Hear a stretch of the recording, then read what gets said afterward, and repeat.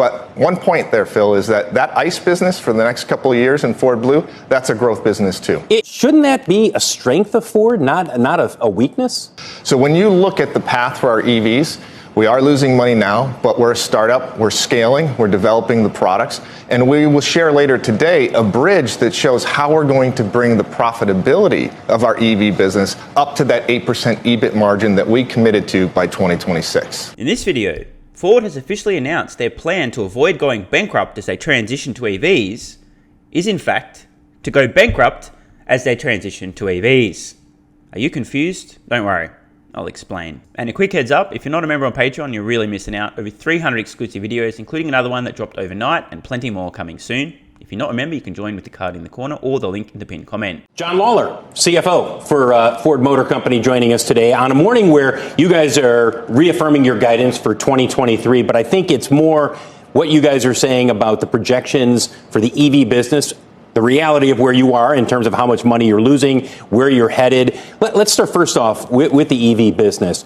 You lost $2.1 billion, I should say, right, last year. You're going to lose about $3 billion this year.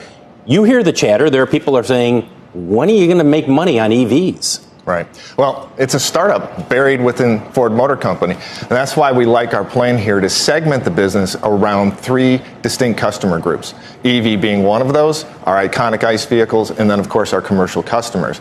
So when you look at the path for our EVs, we are losing money now, but we're a startup, we're scaling, we're developing the products, and we will share later today a bridge that shows how we're going to bring the profitability of our EV business up to that 8% EBIT margin that we committed to by 2026. So Ford's publicly stated goal as an overall business, 8% EBIT margin by 2026. I'm not very good at math, but I think that's in the future, not now. And I also think that's about half Tesla's current EBIT margin at their current scale. One more time. Aiming to be half as profitable on an EBIT margin basis as Tesla is in 2026. And that's a goal. It hasn't happened yet. That's what they're aiming for. Do you understand? Now, I've got to give some credit to Ford. This appears to be a semi-realistic target, as opposed to the kind of horse you would hear from somebody like Mary B. Esparra of Government Motors, who's a snake. Whether or not Ford can achieve this goal is a separate matter, but again, I just want to underscore, Ford are aiming to be half as profitable as Tesla is now in 2026 on an EBIT margin basis, if they're successful. And that doesn't mean they'll get there. That means they're aiming to get there. Again, I ask the question, do you understand? Now getting there, there are more than a few skeptics who are saying, I don't buy it. I don't think that the cost of batteries are going to come down as much as they say they're going to come down. I don't think that they're going to be able to get the efficiencies that they're planning on. How do you counter that? Especially coming off of what you came off of with the fourth quarter, where you surprised everybody with higher costs. Right. Well, we have an incredible team working on our second and third generations of EV vehicles. And these folks have built profitable EVs in the past. So they know the game plan here. It's not just about the battery costs. It's about some simple, efficient designs of the vehicle. We are obsessed with taking the energy efficiency of the vehicle up, which allows us to put a smaller battery in the vehicle, lowers our costs, and allows us on that path towards 8%. So those comments from John Lawler, CFO of Ford, here's something else he said recently just to make sure everyone is on the same page. When discussing the fact that they have people working at Ford now who've previously made profitable EVs, they're talking about some of the talent they've poached from Tesla. Quote, "It's about the talent we have," Lawler said. "We all know there is one profitable EV manufacturer. The folks that design those vehicles are at Ford." And by the way, this is the play. Hire away as many of Tesla's employees, as much of their talent as possible. But remember, you can dangle a financial carrot in front of many people, and some people think, damn dude, I'll get paid more. Okay, I'm in. Of course, from a business point of view, if you're paying your employees more than they're earning at Tesla, probably not a sustainable business model. But more important than that, a lot of people actually care more about mission than income. I think it's fair to say that most of Tesla's elite engineers could be earning significantly more income working elsewhere, but they're not, because they care more about deploying their technology, their innovations, their work in the real world and making a major difference. They're bought into the mission, and this takes priority over getting a bigger paycheck. After all, if you're one of the best engineers in the world, do you really want to be working for Ford or for an Elon Musk company? Coming off the fourth quarter, let's be honest, it was a mess. You surprised a lot of people by saying, look, we left a couple $1 billion out there that we shouldn't have left out there. And it raises the question, look, manufacturing is what you should be known for. And yet you're still talking about complexities. You're still talking about we've got costs in here that we're having trouble wringing out of the organization. Shouldn't that be a strength of Ford, not a weakness? I'm not sure if this is just a softball from Phil LeBeau or a genuine question. Hopefully the former. But it's an important question because there are many people out there, doofuses, to be clear, whose thesis around the so-called competition was, well, if it's got wheels and windows and doors, it's exactly the same thing. Therefore, companies that have been producing products with windows and wheels and doors will automatically and immediately be able to make electric vehicles just as well as internal combustion engine vehicles because they're exactly the same thing. Therefore, the competition is coming, but only when they decide to come. This never made any sense. It's something that still many people struggle to comprehend. But just in case there's any skeptics out there, make no mistake about it. Electric vehicles are computers on wheels. They're not cars. The similarities are surface level. Almost everything internally is completely different. Not slightly different, completely different. And automotive manufacturers, legacy automotive manufacturers who are so-called experts at making vehicles are discovering that electric vehicles are in fact not the same thing they've been making for the last 100 years. They have to go through the exact same process of learning, making mistakes, losing insane amounts of money, fucking up, fixing problems, finding more problems, fixing more problems, innovating, learning, refining, adapting, adjusting, and changing as they learn to scale up production of EVs. It hurts my brain that anyone who's actually spent the time to think about this hasn't figured this part out. What's inside an electric vehicle? How is it propelled? How is it manufactured? How do you handle thermal management? It's all completely different to an internal combustion engine vehicle. I've made this example 1 trillion times. It's like asking a world-class chef to now become a world-class ballerina. It's theoretically possible, but there's almost no overlap between the two disciplines. And the expectation that a world-class chef could immediately on a dime, okay, well, now I'm going to become a world-class ballerina. Can't be that hard, right? To expect that this transition can happen that quick and seamlessly, you've got to have rocks in your head. One of the biggest mistakes I think many so-called investors out there have made over the past few years is assuming, like a moron, that legacy automotive manufacturers are already experts at manufacturing electric vehicles because electric vehicles are the same thing as internal combustion engine vehicles. Could not be further from the truth. Well, what's really happening for us is our push into the new businesses, EVs, that's going really well. We're on track. We're pleased with that. We do have issues in our industrial platform. We're working through those. We're focused on quality. We're focused on our cost, and we're driving that out. We know what the game plan is to fix those issues. We're on it. It's the #1 priority for our leadership team. And what you will see as we go through this year and as we go over the next couple of years, you'll start to see that come through. And it's the segmentation of the business into those 3 segments where you'll really start to see that clearly come through. And it will unfold differently in each. And that's important because our blue business, where we have our iconic ICE vehicles, you'll see costs coming down, and we'll invest in our growth businesses of the pro business for commercial and in EVs. But one point there, Phil, is that ICE business for the next couple of years in Ford Blue, that's a growth business too. It's a growth business if you can control your costs. I have to push back here on one thing. Covering you guys as long as I've covered you guys, it seems like every once in a while, 3 or 4 years, this issue comes up where there are problems getting the costs out. We are just not as efficient as we should be. Why is that with Ford? What is there in the DNA of this company that makes it so hard for you guys to get the level of efficiency that you should be getting? Yeah. Well, I'd say that as a management team, we're moving past awareness to acceptance and now accountability. With our 3 segments, there's clear accountability. Each leader of that business needs to deliver. I think what happens is that when there's a company that knows that they have an issue and that doesn't change, there's a group within that company that benefits from that. And we're starting to get to that root cause, and we're changing that. So words matter, and I just want to make sure everybody understands what Ford is now doing. They've recently announced that they'll be separately reporting the financials from their EV business and their ICE business. And if you want to be technical, there's the pro business as well. But to keep things simple, Ford now has leaders in charge of, responsible for EVs, separately ICE, and separately their pro/commercial business. Why are they doing this? I predicted this. In fact, I said that automotive manufacturers, legacy automotive manufacturers, need to do this. This is the play. And I've been saying this now since the channel launched more than 3 years ago. The move is separate your EV and ICE businesses, let the ICE business go bankrupt, raise capital for the EV business. And how do you do that? Well, you demonstrate to investors. This EV business is growing over 50% per year. Look, it's a growth business. Invest in this business. Give us your money. This business will be successful. And the ICE business, well, we know that's going the way of the dinosaurs. You don't want it to drag your EV business down with it, so separate them. This is the move. This is the first step. Ford won't admit it out loud, but I know what's going on behind the scenes. They know. They're not that dumb. Ford knows their ICE business is fucked. They know it's going bankrupt. They've seen the light and they realize this is the move. Credit where it's due. Ford are doing what they need to do. Every other legacy automotive manufacturer is likely to copy this model from Ford. It doesn't take a genius to figure out this is the way they attempt to survive. Separate the businesses, report financials separately, raise capital for the growing EV business, and let the ICE business die in the arse.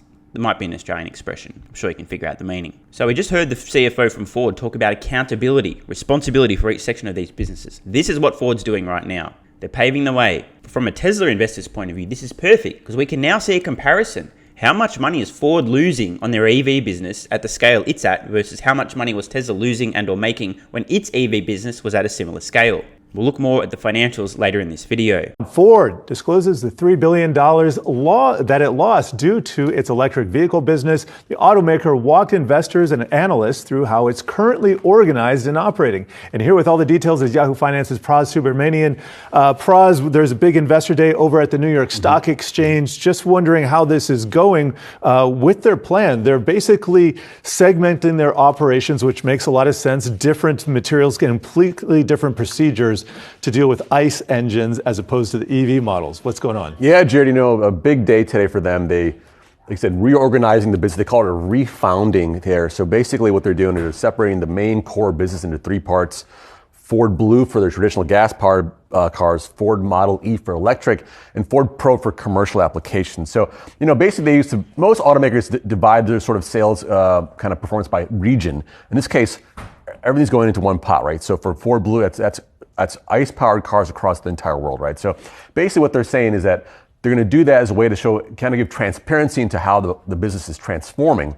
But like you mentioned there, what's kind of catching people's eye there is that the fact that they anticipate a $3 billion adjusted EBIT loss for the EV business this year. Yes. Now we knew that was going to happen, but it's kind of, when you see that number kind of popping out at you on a spreadsheet, it's a little bit, what's going to happen next? So good thing for Ford is that they expect that not only did they reiterate their profit guidance for the year, but they said that by 2026, they expect the EV business to be kind of have easily break even, but also have an 8% profit margin. So that's what they're hoping to get by that point. So they see the future, they see where the business is transforming, they see how they're going to actually make this a profitable business. And they talk about how, the numbers of how you kind of, if I sell an EV in my commercial division, how does everything flow? So there's a whole process for that too.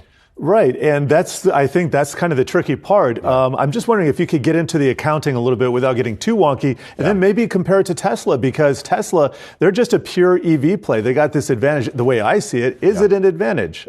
Just talk about the economy. Tesla at this point is, because of the fact they've already put that investment into their business years ago, they're recouping those upfront costs, and now they're actually very, very, very high from an automotive gross margin point of view, minting pretty good profit. But like you said, for Ford now, because they have the traditional ICE business and the gas business, so for instance, the Ford Lightning electric vehicle is built at a Ford Blue plant, which is their gas power business. So if Ford Model E sells that car, they have to basically pay the cost of that to Ford Blue's division, and Ford Blue actually will have a markup on that as a sort of a added on service that they're providing. So it all evens out, but in the end, it gives the profit. A lot of the costs are sort of associated with the Ford Blue division, but the profit and revenue comes in the Ford Model E. So it all works out, but it just kind of shows you how the businesses operate. But you wouldn't have that if you have a Tesla business. Exactly, because if you have a Tesla-like business, you don't have the burden of the ICE business, the equipment, the factories, the engineers, the R&D, the sunk costs. I could go on and on. Now, once again, Ford is doing the right thing, but I don't think they're being entirely honest and forthcoming with everything they're really thinking. I have no doubt now. The penny's dropped. Jim Farley gets it. Most of Ford gets it. At this point in time, they realize no one is going to be buying ICE vehicles later this decade. But if they say that out loud, investors are going to freak the f*** out. Can you imagine? See, the problem is the gap between the collapse in ICE sales and the increase in EV production. There are no legacy automotive manufacturers today who took the necessary steps early enough to be able to replace their ICE production with EV production about 1-for-1 as ICE vehicle sales collapse. They're late to the party because they had their heads buried in the fucking sand. So they can't say this out loud, because just imagine what happens to Ford stock if they go, well, you know what, look, if we're really being honest, we think our ICE business is going to go bankrupt in about 5 years' time, but don't sell our stock yet. just doesn't end well. So they're setting up for the complete separation of these businesses and the ultimate bankruptcy of the ICE business. But they can't say that out loud. But this is what they're doing. This is move number one. Think about Ford's new EV business, whose financials are being reported separately as a life raft. The ICE business is a Titanic. At this point in time, Ford are currently loading up their life raft, while at the same time trying to pretend that everything's fine and then not abandoning ship. All right, let's talk about Ford, which predicts it's going to lose $3 billion on electric vehicles this year, a painful part of the company's transition to EVs, but it still expects to hit profitability targets as a whole. Phil LeBeau spoke to the company's CFO about the company's guidance. Phil. Well, when you look at their guidance today, I think people can take a little bit of something away from this. If you are skeptical about EVs and Ford's ability, you can say, look, they're going to lose $3 billion. They lost $2.1 billion last year. Sure, they say they're going to be profitable, but I don't buy into that. That's if you're skeptical. If you are optimistic about Ford's ability to use the cash that it's generating into this transition, look at the numbers this year. The legacy businesses, when we're talking about internal combustion engine vehicles, I mean, look at, they're going to bring, that's what they called Ford Blue under the new divisions, $7 billion. Ford Pro, they kill it when it comes to commercial vehicles. That's better than last year, $6 billion.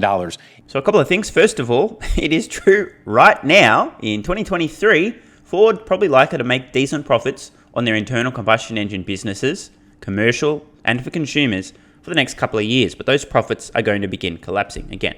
I've said this a trillion times, but believe it or not, there are many people who watch this YouTube channel super occasionally. In fact, over a 3-month period, about 1 million unique viewers. So some people watching have not heard this, but it's very important. When you factor in lifetime total cost of ownership, maintenance, recharging versus refueling, today it is already significantly cheaper to buy an electric vehicle, particularly a Tesla, because they're far more efficient, than an ICE vehicle. For comparable performance, range, features, and functionality, you get a better product today for less money when you factor in the total lifetime costs of ownership. But many consumers, let's just be honest, aren't super smart, aren't exactly sharp, and aren't that likely to actually run the numbers. Instead, most people are kind of like an NPC, and if you advertise enough, they might buy your product without actually thinking. But intelligent consumers today, and I do mean that, intelligent consumers today, they are the minority, are already doing the numbers and realizing that it is already cheaper today to buy an EV over the lifetime cost of ownership, which is what you should be factoring in. But we're now on the cusp of the purchase price being lower than an ICE vehicle already now, as I record this in 2023. Tesla's Investor Day 2023, they just unveiled a new manufacturing system and a few other innovations that will halve the cost for them to produce a compelling electric vehicle. They're building a factory in Mexico. Construction's going to start soon that's going to be producing these vehicles. So let's say 2025, worst case 2026 first deliveries of this half-price compelling electric vehicle begin. Between now and a couple of years from now, we are going to see ICE vehicle sales collapse. Profits on ICE vehicle sales collapse. Demand for ICE vehicles collapsing. Legacy automotive manufacturers only have a couple of years left of milking profits from their ICE vehicle businesses before they start losing money. And these losses will compound. As less consumers are buying ICE vehicles, they have reversing economies of scale. They're not fully utilizing their factories, their equipment, their capital. They have sunk costs in investment, new technology that never sees the light of day in the ICE vehicles. They're going to have a bunch of stranded assets, stranded employees too. If you're an engineer and your specialty is internal combustion engines, you're pretty much useless when it comes to electric vehicles. In short, here's the play for legacy automotive manufacturers. Try not to scare your investors too much by telling them the truth, e.g. your ICE vehicle sales are collapsing and you know it. Milk the profits for as long as you can, which is only going to be a few more years. Invest aggressively in scaling up EV production. Separate your EV and ICE businesses, let the ICE business go bankrupt, spin out the EV business. Then buy some time on the James Webb Space Telescope so you can look forward and see Tesla. That's how far behind Tesla we are, and then realize you're never going to catch up, and then decide, should you completely give up or just decide to play for that tiny slice of the pie that you might be able to retain due to your brand loyalty. Because, of course, there are consumers out there who will only ever buy X, Y, or Z brand. Even if it means paying more and getting less, some consumers are very brand loyal. These folks will be willing to buy your inferior, more expensive product, your electric vehicle, just because they love your brand. Just fight over the scraps. And the final big brain move, which I don't think many of these automotive manufacturers have figured yet, they might be thinking about it quietly behind the scenes though, is to beg Tesla to license their FSD software. Go, look, how many cameras do we need? Where do we need to put them? What do we need to do? All right, let's cover our vehicles in sensors so that we can use Tesla's FSD software, because we're never going to solve that ourselves. That's how these companies can really leverage that brand loyalty. They can become a glorified window dresser. They can build their vehicles, doesn't matter if they make a huge amount of money or not. They can license Tesla's technology. Hopefully Tesla gives them a decent deal. Maybe they can halve the profits, because that's the best chance of these companies surviving. License Tesla's autonomous tech. And of course, it's not an ideal scenario. It'd be better if you could develop your own autonomous software, but it ain't going to happen. Tesla already has an unassailable data lead. So, ladies and gentlemen, mark my words, this is how things are going to play out. The smartest legacy automotive company on earth will be the first one to announce they've officially partnered with Tesla and are licensing their FSD software moving forward. That would be an extremely bullish signal. And when I say extremely bullish, I mean the strongest signal that we could possibly receive that this company may survive until next decade. May. And they're expecting, as they said last year, reaffirming their guidance of making between $9 and $11 billion. But it's that EV component. That's what people are focused on, guys. Why is EV the focus? If they're projecting profits of $9 to $11 billion, Sure. People are still buying gas engined machines. So why is EV the big shiny thing for Ford? Well, it's not just Ford. It's all automakers. Look, it is the future. That's where we are headed, whether you believe it. 5 years, 10 years, 15 years. It is the future. And Ford believes that they can be profitable with electric vehicles. So by breaking it out into divisions, they think that there is clarity and will be clarity when they move towards profitability, which they're targeting 8% profit margins by the end of 26. When they actually move into profitability, whether it's end of 24, beginning of 25, that remains to be seen. They haven't given that much clarity. But they believe that if they can show people, look, we are profitable in EVs, then perhaps people will give them a greater multiple. That's what they're hoping for. That's what all the legacy automakers are hoping for. Correct me if I'm wrong here, but I believe I was looking in Consumer Reports comparing a Ford F-150 conventional truck and a Ford EV F-150. The price difference is vast. Well, it's not just that there's a difference in price. It's the cost component there. Well, the cost of making the car. The cost of making the car. The battery is killing them on the F-150 Lightning. So how are they going to make that gap compress? Sure. That gets to the heart of how are they going to be profitable in EVs. And what they say is that over the next 4 years, they will turn a negative 40% margin on their EVs into positive 8%. You did hear that correctly. Ford, gross automotive margin on the EV is about negative 40%.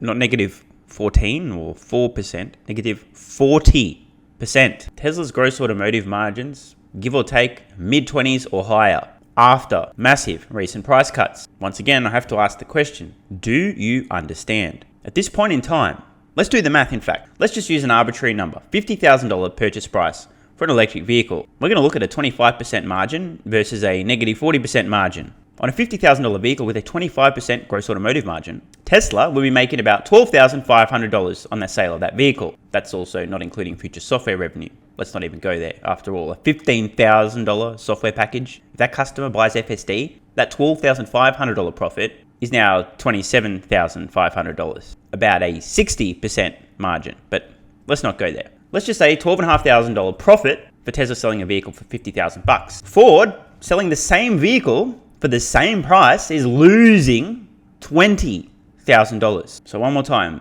do you understand? And remember, Tesla just unveiled a plan to halve the cost of their vehicles. They're not going to need to sell them for half the price. It means their margins are going to be even higher. Tesla is so far ahead, it's embarrassing. We're hearing companies like Ford aspirationally aiming to start making a profit on their electric vehicles years from now. Tesla's already making industry-leading profits on their electric vehicles today, and they're scaling up, driving costs down. I mean, there's only one way this ends. We all know, right? Just in case you don't, spoiler alert, Tesla has won the decade, and most legacy automotive manufacturers won't be around next decade. These are what we call the facts. How? Couple of areas. One is going to be scale. As they build more of their batteries, you add that, you increase your sales to about 2 million vehicles by 2026, the end of 2026. At the end of this year, they think they're going to be at 600,000.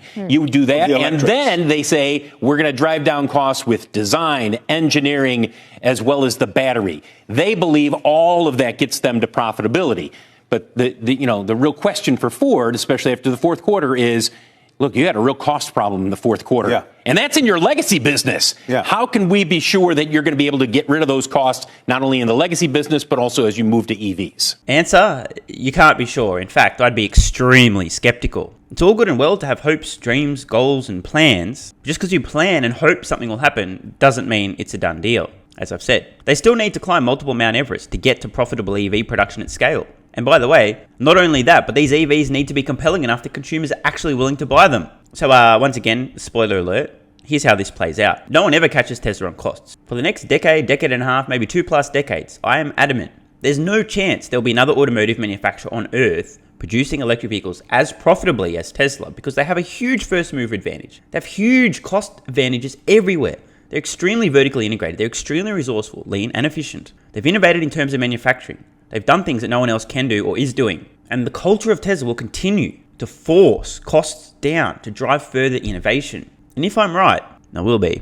And if I'm not, please feel free to roast me relentlessly for the rest of my life. No one will be producing compelling electric vehicles cheaper than Tesla in the next couple of decades. And if that's true, it means that Tesla is going to be making more money on every electric vehicle sold. In other words, they'll be more profitable than any other company producing electric vehicles by a significant margin. If they're making more money, they have more pricing power to lower the prices, make their vehicles even more affordable. And if that's the case, and the other companies attempting to compete, whose costs are much higher to produce a comparable vehicle, if they want to keep selling vehicles, they have to reduce the prices and reduce their margins, or worse, go to negative margins once again. I just don't know how else to say this. This does not end well for the entire legacy automotive industry. One more time, Tesla has won the decade. It's now just a matter of watching this play out. And would this be an awkward time to mention that Ford's actually number 2 in the United States in terms of electric vehicle sales? Number 2. They're literally in second place. I mean, it is a distant second place, but they're second place. Think about everybody else, like Government Motors and the likes. They're f***ed. Oh, and speaking of f***ed, that's exactly how I was feeling about 2 years ago, before I started taking Athletic Greens AG1 every day. If you want to fact check me, go look up a video 2.5, 3 years ago. You will see low energy Steven just struggling to get by. I'm glad to say that is in the past. I'm happy to report low energy Steven is now a thing of the past. Who would have thought giving my body exactly what it needs to feel and perform its best would allow me to feel and perform my best? I know, crazy idea. That's why I take Athletic Greens AG1 every day. Such a simple health habit, once a day, 1 scoop a day, every day. It's that simple. Athletic Greens AG1 is packed full of 75 high-quality vitamins, minerals, whole food source nutrients, probiotics, digestive enzymes, and adaptogens to help you deal with stress. And need I say more? Actually, I needn't say more. If you want to give yourself a kick up the arse and start feeling and performing better, head to athleticgreens.com/SMR or use the link at the pinned comment and you'll get a 1-year free supply of vitamin D3 and K2. And please let me know in a few weeks how you're feeling. There's a 90-day money-back guarantee, so it's kind of an IQ test, I'm not going to lie. On screen now, I want to share a quick exchange I saw in the comments today. Person A, I ordered AG1 yesterday for my wife and I. Hope this thing works, and I used your link. Somebody responded. Hint, it does. No matter that it resembles green swamp water. That is absolutely true. Thankfully, it doesn't taste like swamp water. Just hold your breath and gulp it down each morning. I'm 70 years old and can run again. Need I say more? Now that is a testimonial. Results may vary, but damn dude. One more time. This 71-year-old is implying that after starting taking Athletic Greens AG1, giving their body what it needs to feel and perform and recover its best, they're now able to run again. Maybe that's just an anomaly. Here's another one. Just received my second pouch of AG1, meaning they're on month number 2. And I find improvements in short-term memory and not napping during the day as I did pre-AG1. Worth the price. Well, yeah, if you're tired, lethargic, and having to nap every day, and after taking AG1 you're no longer tired, lethargic, and having to nap every day, I'd say that's a massive f***ing win and well worth the price. One more. AG1 has given me a lot more energy. Imagine that. Giving your body the fuel it needs to be full of energy and perform its best will increase your energy. What a crazy idea. And another. My mental game has improved greatly with AG1. I didn't expect this to happen, but man, I really needed it. And how's this for size? AG1 is for the ladies. I've been drinking it for 2 months. My cycle used to be awful. No more. Headaches, nausea, and cramps are history. Fatigue is a thing of the past. Oh, and there's more. And fellas, if she's never in the mood, get her some AG1. As I mentioned recently, it appears that at least this particular viewer has experienced an increase in her libido. And it makes sense. If you've got a surplus of energy, your primal brain is going to be telling you to use that to its best and highest purpose. Let's just leave it at that. So head to athleticgreens.com/SMR or use the link at the pinned comment. Get your free year 1 supply of vitamin D3 and K2. Start your daily health habit now. And please let me know in a few weeks how you're feeling. And don't forget, you can head over to Patreon and unlock over 300 exclusive videos. The next to drop in the next 24 hours regarding hormones, optimization, and fancy that, more things to do with feeling and performing your best. It's almost like I think it's very important to be as healthy and vital as you possibly can. See you over on Patreon. Love ya.